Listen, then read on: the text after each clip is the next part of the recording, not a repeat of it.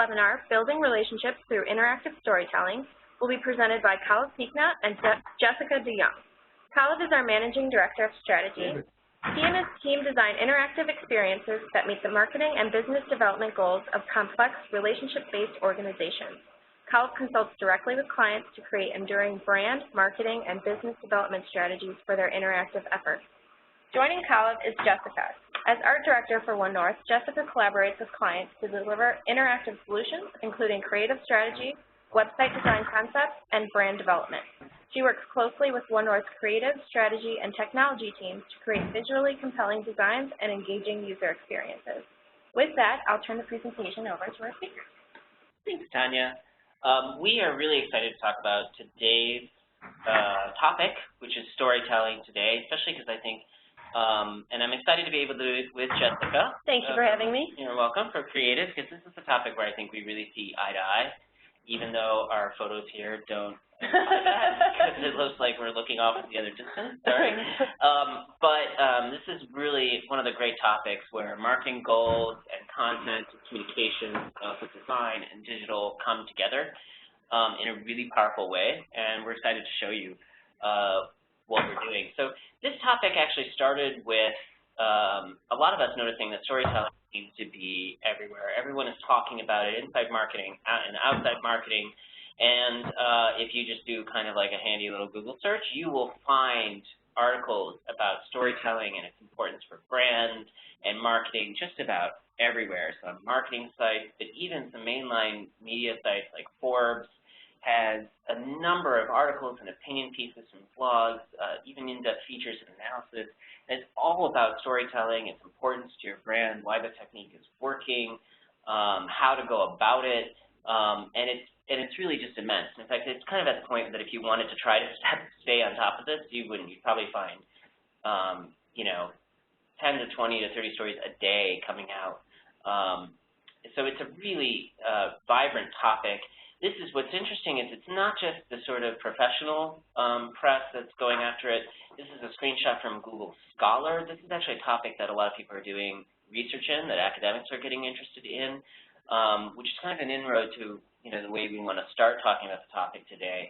Because a lot of people are beginning to introduce, it is hot, it seems to be working, everybody knows that it's compelling and it's working, and now people are really linking into why does it work so well, what's going on. And you can even find it out in common media. So it's not just marketers who are obsessed with storytelling. This is a theme that's showing up in lots of common media places. I happen to be one of those annoying people that doesn't have a television. Shocking. So I know, right? So obnoxious. So that's why most of these elements are from radio, but people do tell me that the warm glowing box will show you stories too, if you wanted to. I've heard that as well. Yeah, you're correct. So, and this was my first real piece of evidence for how you know that a trend is really huge when it gets its own infographic. Yep. Because that's a lot of my end. I'm not sure how useful this particular infographic is, but that's always my good, thumbnail metric for when a topic has really arrived, when it gets cartooned. So, why is storytelling so effective for marketers? I mean, we know that it is effective. People know this instinctually, and there's actually a lot of data to show that people really engage with it. But I'm always interested in these more abstract questions because I am a recovering academic. Yeah. I don't think anybody's surprised by that. Bow tie is enough of a signal. I feel like I should start a 12-step meeting with my name is Kalev, and I am an academic. But I do feel like the answer to this question is going to become really relevant. So I started reading around, and within the professional press or within all those articles that you see, I started seeing statements like this, like stories help you remember things, stories connect people to brands emotionally, stories work because we find them interesting, and then everybody loves a good story. And I think all of these statements are completely lame because they basically say that stories work because they work. It's just a circular argument. So if there are any other recovering philosophers, the technical term for this is tautology. So these arguments are tautological. Your word of the day? They say that stories work. Yes, it was on my calendar. So I think there's a deeper answer to this. If you don't get to that deeper answer, this is the danger, right? That you'll end up with you know, brand storytelling that's really just about how great the brand is and you should love it. You don't want to end up here. So let's start with some simple observations to get at a more informative answer for why storytelling is so effective. Why are we seeing it everywhere? First is that storytelling is universal.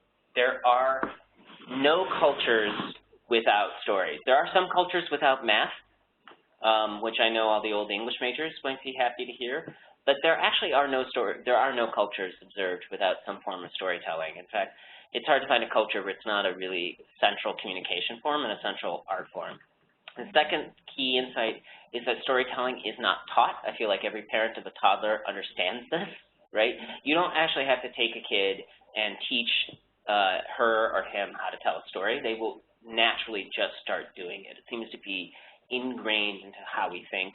We're certainly born knowing how to do it.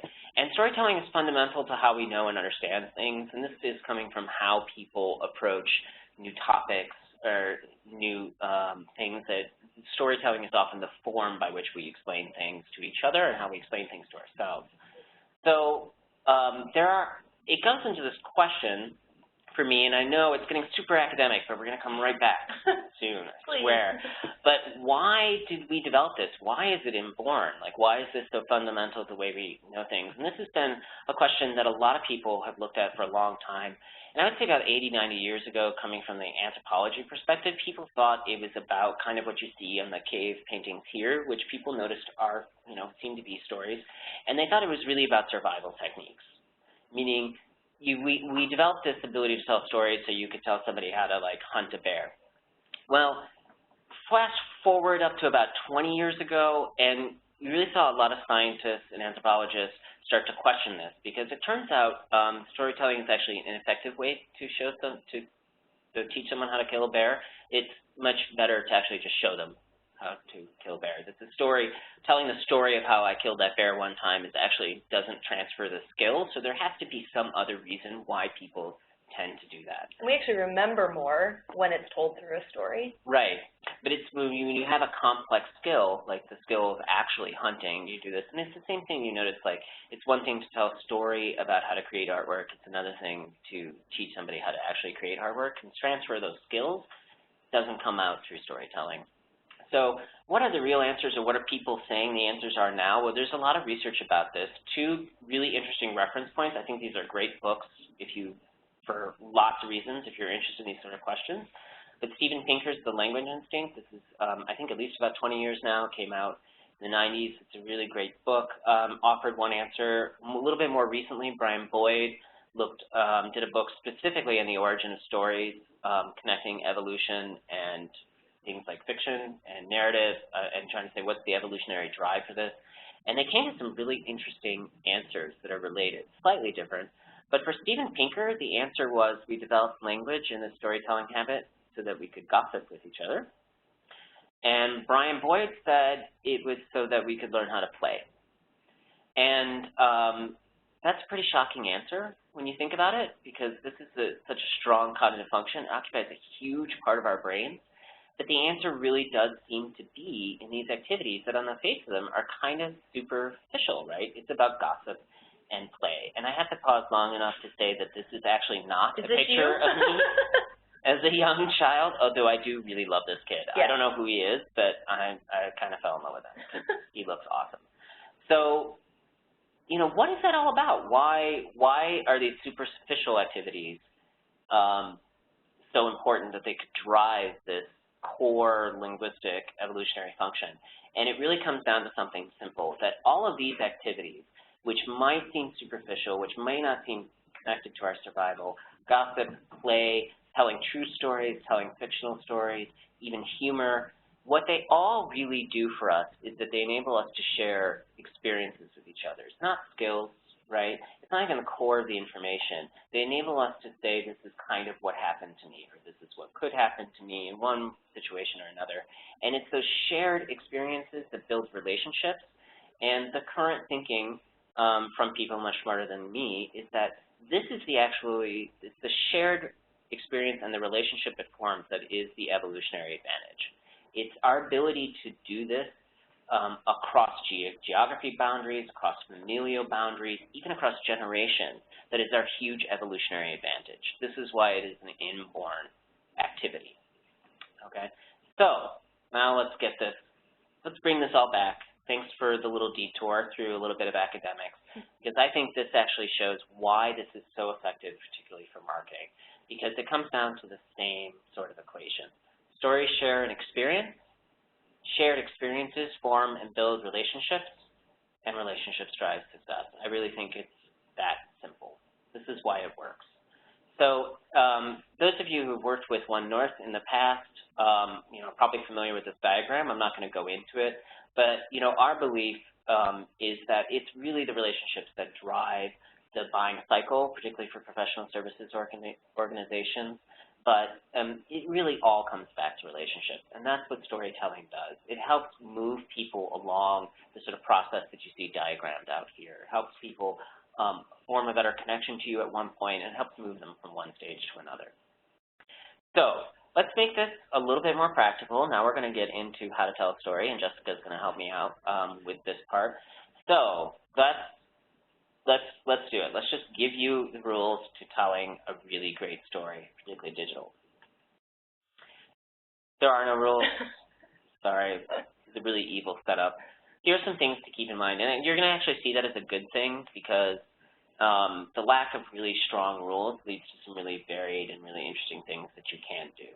But we do have some advice, and I think, Jessica, we were talking about these. We agree on these. Context is critical, I think, for any kind of story. It's not just the context in the story, but how and where and why you're delivering it to someone, right? You can't just hit people with a story out of the blue. You got to be thoughtful about what it's doing and why you want to start telling that story. Authenticity matters. It seems obvious, but I think this is a topic of conversation that comes up a lot. You have to tell a story that naturally resonates with your brand, but also resonates with the relationship that you're having with somebody. It can be really particular to that. Ads are not stories. I hate to take a swipe at all of Madison Avenue, but I think it's something we really believe strongly in. Ads at their core are about creating impressions, right? It's fundamentally chasing eyeballs. And they have their role within marketing, right, in terms of awareness, but they are not stories. It's not the same thing. You can't tell, I don't care how good that ad is, you really can't tell a great story in 10 seconds or less. This seems like an obvious point, but the core to a story that makes it a little bit different from ad content or other kinds of content is that it's an experience that brings people from one place to another. And what's really interesting about that journey is that now, I think, in a more digital format, people can guide themselves to the story, or at least offers that option, which is what makes it different from prior forms of storytelling, just, simple narrative text. And I think some of the examples that we're going to show a little bit later in the webinar really illustrate these points, and we'll bring them to life for you. Yeah, absolutely. So we're today just going to focus in on two common digital approaches, and I think it's pretty straightforward. We're going to focus on digital stories that are linear in their structure, and ones that are associative. And rather than go into a deep dive right now, we're just going to start showing you some examples of this. So linear stories, they're kind of what it sounds like. They bring your audiences from a defined beginning to a defined end. Just like with classical stories or narratives, like a story you might read to your kids, it does require capturing kind of initial interest, building engagement, and then driving people to an eventual revolution. Now, in a classic bedtime story, or what you might see on the warm glowing box, people call the television. Yeah. It's often driven by things like conflict, right? And you might remember from our old English classes about the different kinds of conflict that can drive it. It's probably not appropriate to marketing. You're probably not going to launch your brand story with a big story about conflict, but you can still create interest with other types of beginnings, things like questions, unexpected propositions, surprises. You can bring people through the sort of context. You can bring people through the proof of what you're actually proposing, and then finish them at a good resolution or a call to action. So we're going to actually break out a PowerPoint. 3 cheers for the brief respite from Dex. Yes. And Sarah's actually going to bring you through just some of what we think are some of the most interesting, inspiring examples of what we're calling linear storytelling. You can see my office reminder. You're supposed to be in a webinar right now. Yeah. I'm here. Thanks, Kalev. So the first site that we wanted to show was the New York Times Magazine has done a great job with interactive storytelling for some of their feature stories. So you can see up on the screen right now a game of shark and minnow. And I would say the video is a little choppy, and some of these screens may not show very well over WebEx, but in the deck that we'll post out later are all the links if you guys want to load these up in real time and see how smooth some of the things. We'll try to move slowly so you can see what's on the screen. And I really do encourage you to look at these sites on your own because that self-guided experience is really part of it. And as we walk you through, there are just certain things that we can't point out today. So you'll notice we start with full screen video, a little bit of text to introduce you and just kind of tease the reader into scrolling and exploring more. And what I think is interesting about the video here is that it's really more of a design element, not content, right? Like it's a little atmospheric, right? Yeah, bring some visual interest to the page, invite you to continue to scroll. Then you just saw we had an interactive map. And you'll notice how little text is actually on each panel, and that makes these digital interactive stories not feel like work. So I'm really rewarded for scrolling.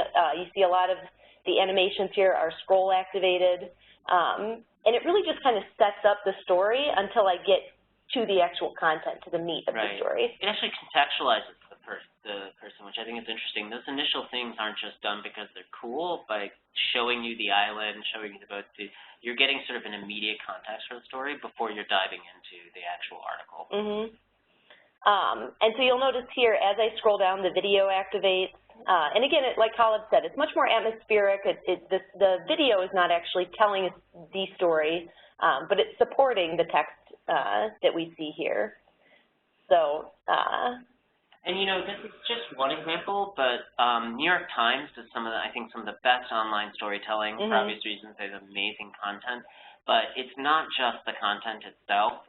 They do in fact, they have a showcase on their site if you go on of just some of the best interactive stories. This is just one of them. I mean, there are loads of other instances where they've taken slightly different takes. The snowfall story is another classic example that was a little bit more infographic driven than you know, video or map driven. We encourage you guys to just go on and explore. You'll see some really great pieces of inspiration. And the Times is a good example because I think we're all familiar with the regular .com site, and that's a little bit more news driven, but then for these feature stories, they've really taken a different approach, and it's much more immersive, much more of a digitally native storytelling experience, and they've found a way to make that authentic to the New York Times brand. And it's something they just couldn't do in print, and they're taking advantage of that. Exactly. And I admire it. All right. We could go on this site forever, but let's take a look at the Aquatilis site. You can see here this really atmospheric video in the background showing those waves kind of just pulsating. And really, every little detail about this site helps to further the narrative. Even the call to action at the bottom here says inhale. You know, instead of scroll, it's obvious what you're supposed to do, but it's an interesting take on it. Right? Yeah. And as I start scrolling, one thing I wanted to point out is this progress bar at the bottom, which also kind of doubles as navigation. So this is a one-page, very long site. You can see as I start to scroll, we've got the text that pops up and other graphics, but you're always oriented to where you are on the page. You know how far you've come and how far you have to go. And even in these self-guided experiences, that navigation is important to orient the user. Right, and they're literally just drawing the line of the linear story. They're helping position you in it. They're encouraging you to keep going. A lot of these animations really are kind of rewards for the scrolling, right, that kind of keep people going. It's another common technique that we see. It's a really great site. I actually ended up reading the whole thing. I learned a lot about sea creatures. It's about a scientific expedition, and I think that's kind of shocking. Like sometimes when I first looked at this site with some people, you know, they're like, what is this about? Is it about television because they're looking at the URL? Or it's actually about a scientific expedition into some deep waters to discover more about what they call these gelada, these kind of new kind of sea creature. Are you done geeking out? I am geeking out. My point is that it's a geeky, could have been a geeky and somewhat dry body of content. Absolutely. Right? And this kind of rescues it from the ultra geeky context that it could have been delivered, right? And it really, the design of it, if I could talk about the visual execution, it really encourages exploration. So you've seen some of the text and the images that come up. Here, it's hard, it might be hard for you to tell, but my cursor has changed into a plus sign. So as I roll over this jellyfish, or I don't know what the technical term is, Kalev probably will correct me in a second. When I button, oh, there we go. Puspadella. You can see the detail that comes up, and so I can read a little bit more about the Puspadella, and then my cursor's turned into an X, and I can go back to the main story. So they give you these opportunities to explore deeper into certain areas, but that's all self-guided. I didn't have to click that. Right, and you never lose your position in the main narrative, which I think is all. You can take those little side trips, but you're always going back home to the main line of the narrative. So that's a very cool site. We encourage you to check that out. Next, I'll let Kalev introduce this. It's shocking that he found a way to integrate a fashion site into the presentation, but I expected no less. Sure, I don't know what you're talking about. So we did want to show you, we showed you some really ultra cool examples, but we wanted to bring it a little bit more commercial to show how this could actually translate, so it's not just cool sites for cool sites. And when I saw this, you know, obviously it's about Barber, the clothing site. But it really does tell their story. I thought it was a nice timeline example. This is one of the opportunities that we have to do a timeline. It, like the other linear story sites, it's purely scroll activated with, again, different opportunities to interact. There's actually a lot of video integration in this site. A lot of video integration, but you're seeing some similar techniques. Snippets of text, background video, some videos content, sort of side go to a photo gallery. And I think, you know, we were discussing this. It really does tell the story of the brand. I actually found myself reading it preparing for this webinar. So. Right, and you can go at it from like the other direction, you know, start in 1894 and kind of go in the other direction and learn about how it's sort of grown over time, the relationship with the royal family. It turns like again, like what could have been a pretty boring corporate brochure into something that's really interesting, engaging, and again, natively digital. And one other point I wanted to point out is the variety of navigation options. So what we were just looking at that Kalev walked us through was the timeline progression.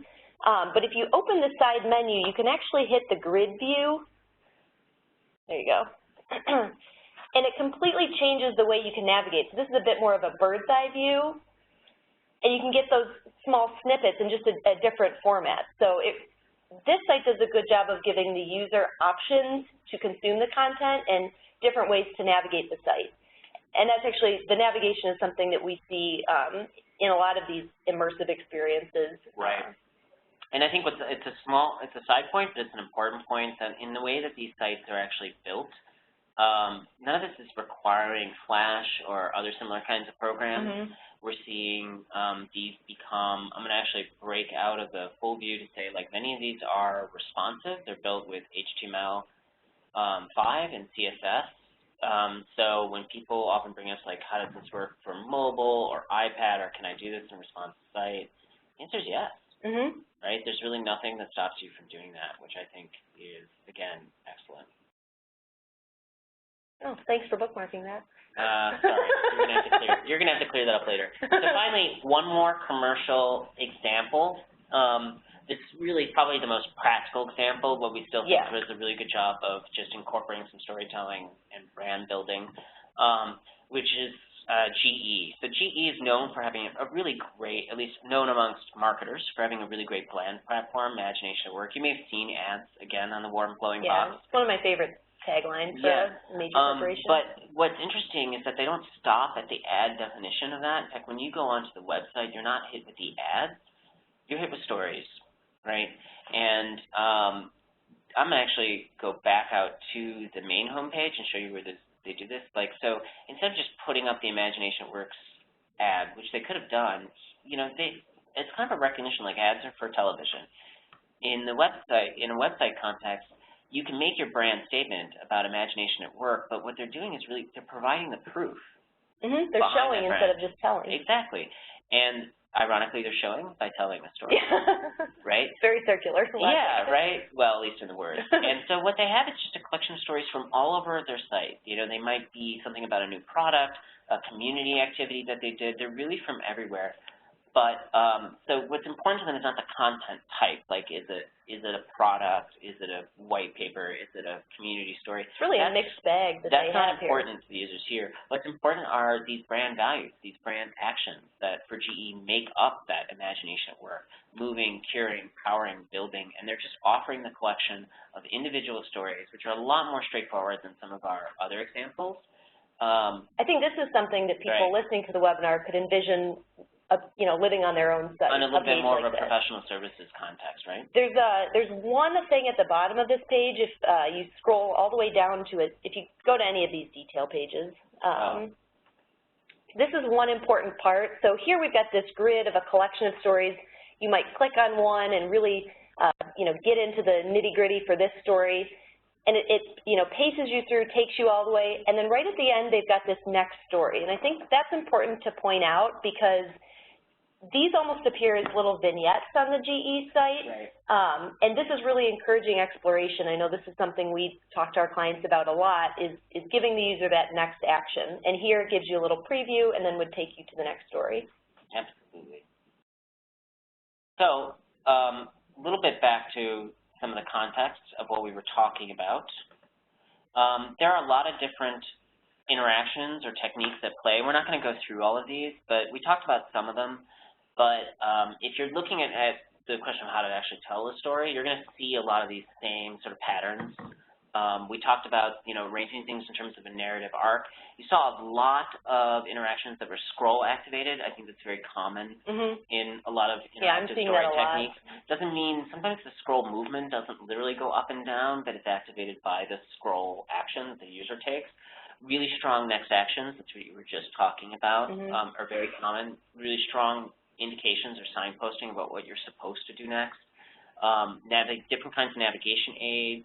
You saw a lot of full width panels and filling up the screen to provide that sort of focus, eliminating a lot of other clutter, letting the story be the focus. We saw a lot of micro interactions, big term. Yep, thank you, Kalev. We love that term.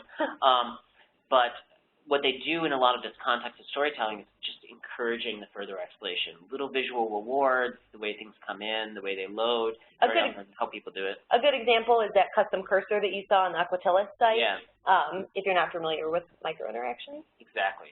And we saw this even on the GE site, mixing up the content type. So it's not, even on, say, the New York Times, where the core of it is a long article, they're not leaving you in just the long article. They're breaking it up. They're providing you different kinds of context that make it easier to scan, but also to take it in parts. We're really psyched about those. But there's actually a whole nother format, highly related. You're going to see some overlap, but we think different enough to talk about it as its own topic, and we call these associative stories. I think of them as nonlinear. Nonlinear, we've also called them immersive stories, right? And that's really their definition. So instead of the sort of really defined beginning, middle, and end, because there are some topics that don't fit well into that, right? Some topics don't fit well to define beginning, middle, and end. The real goal is an overall experience and an overall understanding, and what they do is really just arrange a bunch of themes or questions or ideas around a sort of central idea or central experience, and then allow people to move from one to another kind of like along their own path or direction. Now, it's been tried before. Again, this is my call out to all the former English majors out there. If you've ever actually tried to struggle and read James Joyce's Ulysses, you'll know what it looks like when somebody tries to write in book form a free associative story. Is that like a choose-your-own-adventure book? No, I mean, I think that's one of those books that people claim to have read that nobody's actually read. Like, I don't know who's actually finished that book because it's kind of crazy. But what's interesting is that sort of format can be really daunting as a sort of text-based reader. Like, it's really confusing. You don't know where you are. But in interactive, it's actually can make things more approachable and fun and engaging. And we're going to show you kind of what that can look like. So, again. And I'm biased, but I think a big part of that is the inclusion of visuals and interactive media that we can do on a website that you can't do in a book. You are biased, but you're also correct. But I'm correct. Yes, and that's what matters. So this first site is getgoingtoday.org. This is for Drexel University. It's actually a little bit more guided than you would think, but really uses a lot of those tools that we were talking about. We've got the full screen video. We've got a couple options. We hear that, again, those custom cursors I was talking about. You've got 3 options here, so it feels like I have a choice in directing the narrative, which I do. Well, you do. I mean, I think it's guided, but it isn't prescriptive, right? It is nonlinear. You can take many different points. Yes, yes. There is some audio, which we're not playing today for the sake of the WebEx, but it kind of adds to the overall atmosphere. Yeah, it's kind of a cool jingle. And what I think is kind of interesting with these panels is they really just focus in on a central theme. Sometimes there's some more supporting context, some content, some not. And when you think about what the point of this is, I mean, you're really supposed to get a sense of who Drexel is, but also the people behind it. Notice you have the option of clicking on Sally's story, and it will open up a little bit of text. You have an option to explore, but you're really just sort of supposed to understand in a more general sense what is Drexel University, what is its culture, who is it for. If you dive into this, a lot of this is about returning education students, right? That's really it, right? And then when you're done, they just have the one little subtle call to action at the bottom that'll bring you to a much more common, university site, right? Yeah, and I'm seeing that a lot actually in one of the examples showing next, the World of Swiss. You go through this kind of brand experience, and then you get called to the regular site. Right. So for people on the call, that's kind of a way you can, start to strategize how you could integrate storytelling into your marketing efforts. So I'm going to switch over to World of Swiss. This is a very new site. It came out about a month ago, I think. It's won a bunch of awards. And every time I go to this site, I find something different. So I can't encourage you enough to go here and just do some exploration. I'm going to refresh this so we can start from the beginning. So this site is for Swiss Airlines, and it's about a day in the life of the Swiss Airlines crew. And so there's some really interesting parallax scrolling. You can see the text is moving at a different speed and on a different plane than the mountains and then the clouds as I start to scroll here. Yeah, and I think the WebEx is not really doing it justice. It looks very choppy, but this is definitely one of those sites that you're going to want to bring up yourself and just take a look. What I think is interesting is you kind of go through this flow, but it's really just encouraging just to stop, take a detour. It's not really, again, it doesn't have a defined beginning, middle, and the end. These aren't arranged in a particular order. You're just supposed to explore, right? But they've contextualized it in a really brand, I won't just say brand compliant, but really evocative of the brand, right? It's about flying. It brings up kind of the joys of aviation, if there are any joys flying around left in the world today. At least Swiss is trying to say you can find it on Swiss Airlines. At least on their website here. Yeah, right? And they've got some for the casual person. This is obviously for the true aviation geek, details of the plane. But they've really, again, varied up a lot of the content, right? Some of it's about the plane, about where you can go, it's about the service you'll get on board. This section is actually a great example of what I was just talking about. So you've got this interactive flight map, and if I click on, let's say, Moscow, you can actually book your flight to Moscow. So in a very subtle way, it is pulling you back to the main purpose. Right. Or a secondary purpose, perhaps, is that you would be compelled to book a trip to Russia, after visiting this site. Sounds dangerous. And one other point that I wanted to make is we've been navigating through this site just by scrolling, but there is this little menu icon in the corner, so if you wanted to find something real specific, or if I wanted to send Kalev a link. You've seen it before, right, and you wanted to go back. If I really wanted to know about those, stats and facts about one of the planes, you do have a more traditional navigation. It is hidden, it's off canvas, it's using that side drawer technique we see a lot on mobile. And so it is there. So while it feels really self-guided and immersive, you do have those tools. Right. And I think we've got time for one more site. We'll show the Into the Arctic. This is a Greenpeace site. This is incredibly immersive, beautiful video, full screen imagery, and it's very storytelling based. They have, I think every month if you go back, there's a different story, so we'll go to the story. It's actually been up for a while, I would say like a year and a half, but it continues to evolve. I really admire the way they do it. The basic structure is kind of like, well, obviously you're trying to bring you through stories about global warming and what's going on with the Arctic, but they really took the exploration metaphor to heart in terms of how they arranged it and how they built the site. So the site tries to sort of recreate that feeling of exploration, and I think it does so in a really effective way. Yeah. A lot of the visual cues that we've talked about, the custom cursors, use of video, these side panels that fly out and give you, this is actually a technique, we saw that on the Drexel site as well. You've got the full screen imagery, but then you've got these opportunities to really delve into the details if you feel compelled. They're really great examples. Yep. So we're now, we've seen some of the cool examples. We're going to wrap this up with one more main topic, which is really about bringing it home and talking about what are the stories that we have available to tell. So the first thing that we say in terms of getting started is really find the right story to tell, but in terms of that story, we often think that the best question isn't like what you want to say when you're contemplating one of these interactive ways of doing it, because that's an answer that will lead you to an article, which might be a good place to start.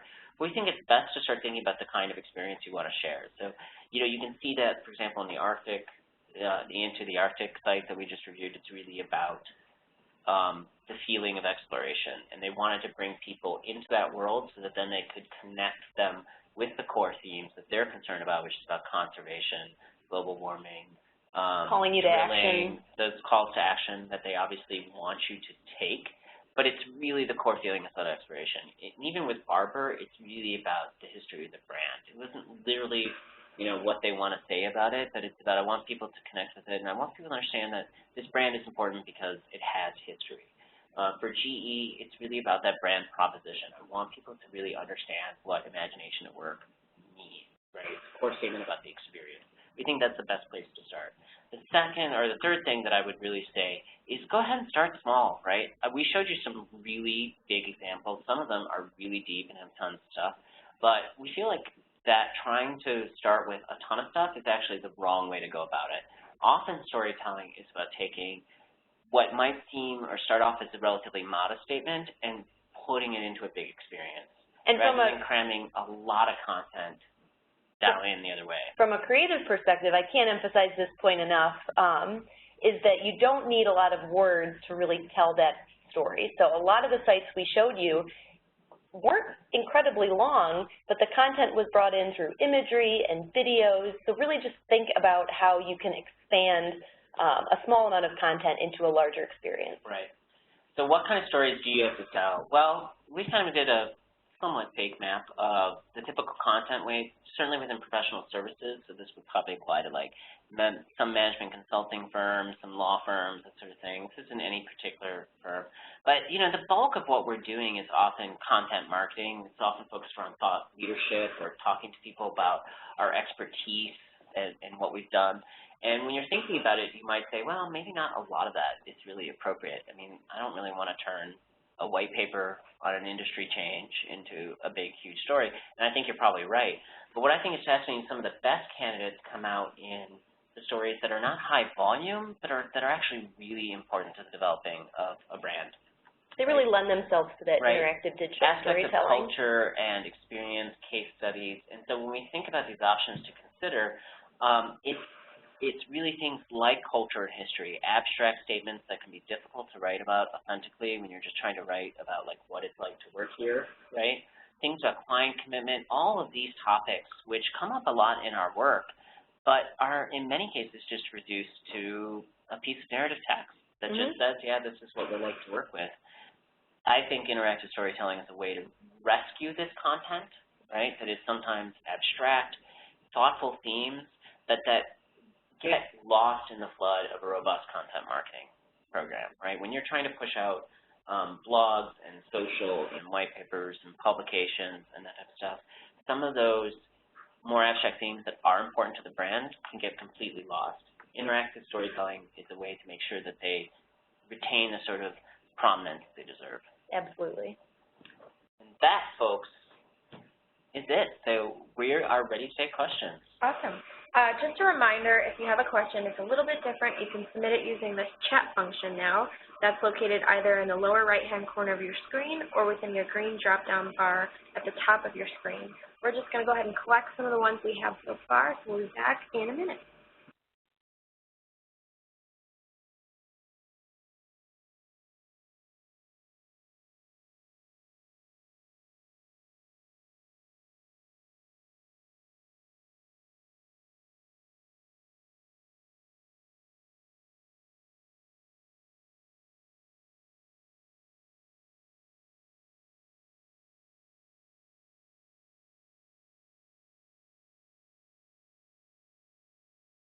Okay, our first question is, how does storytelling relate to content marketing? Is it complementary or distinct? Yeah, so that was actually one of the notes that we just finished on. I think, Jessica, I'm interested in your point of view, but I think they're definitely complementary. I think there are some parts that go into a content marketing program that could be blown out, but when you think about the core of content marketing, which is to deliver professional information that is of value, and thus establish a relationship of being a really trusted information provider, some of these techniques might actually be a little bit annoying for somebody who's in a really strong professional context and they just want the facts and they're busy and they need to do it, which is why I see it as sort of a complementary technique that is really about doing the other kinds of marketing that we need to do in order to build our brand in a more compelling way. I don't see these as conflicting. I don't know, what do you think? I was going to say the same thing. I think they're certainly complementary, and storytelling could almost be seen as a technique to bring out some of the content marketing that you're trying to do. Yeah. To be an implementation technique. Yeah. That being said, I'm sure there are probably candidates within your content marketing program that could take this technique, but like a client alert about a recent industry change or development, you know, I wouldn't shoehorn something into one of the techniques that you saw today if it wasn't really appropriate to that content. Because the core content marketing is to deliver value to the recipient. Right, and from a practical perspective, you can think, are there other forms of media that would enhance this story? So is there a video that makes sense?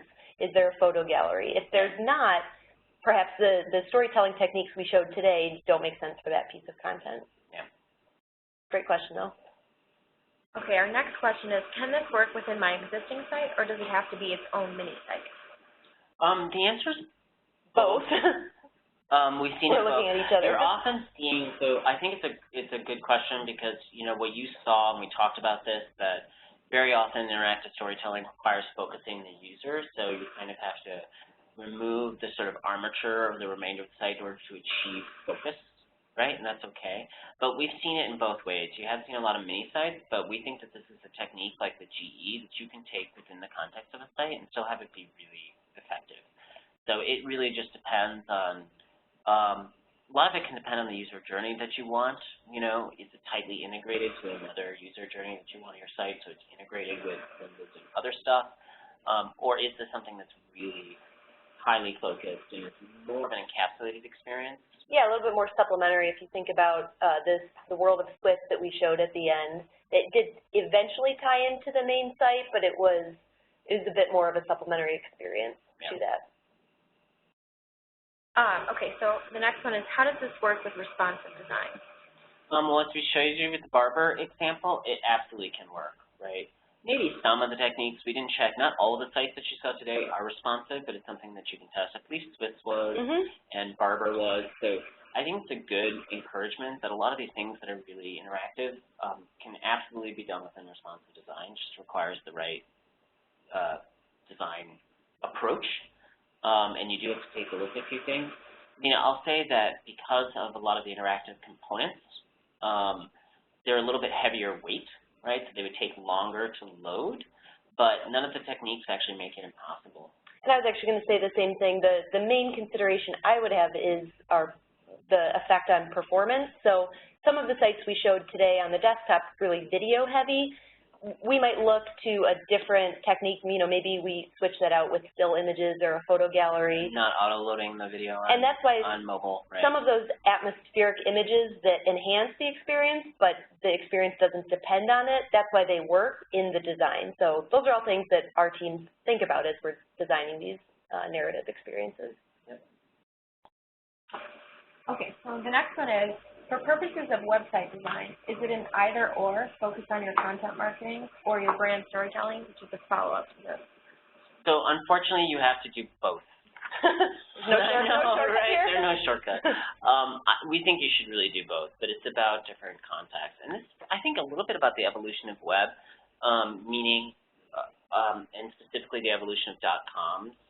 I mean, I think even as much as 5 or 6 years ago, you're really sort of treating almost all content the same way, right? And the contents of the content.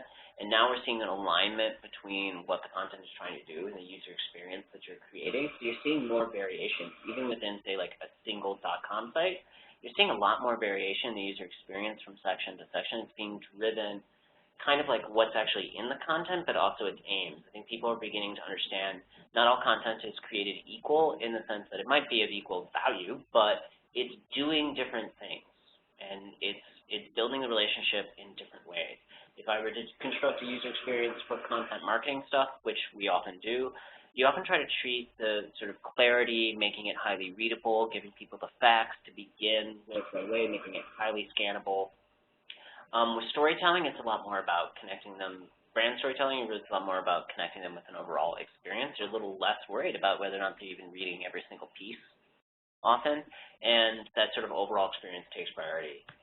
So I don't think it is either or. I think you can and you probably should do both, and it's just a matter of understanding that the user context is different, why they would show up and why they would look at these two different things is different, and realizing that you shouldn't be overly consistent.